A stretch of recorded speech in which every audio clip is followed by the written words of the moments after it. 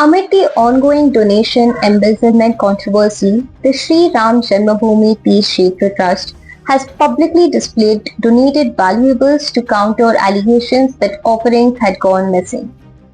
The trust said nearly 2,800 donated items have been properly documented, while 2,926 non-cash offerings are recorded in official registers and undergo annual verification by an independent chartered accountant.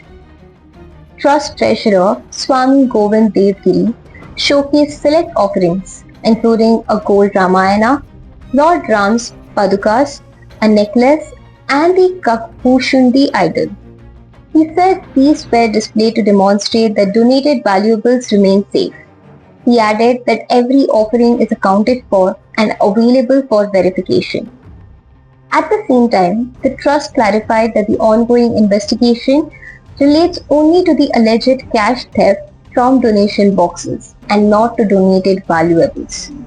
Govind Devgiri said the special investigation team should arrest all accused, including those absconding, and ensure strict action. So far, 8 people involved in handling and counting donations have been arrested. No trustee has been named in the FIR. The trust is scheduled to meet again on July 22nd when it expects the SIT to submit its final report.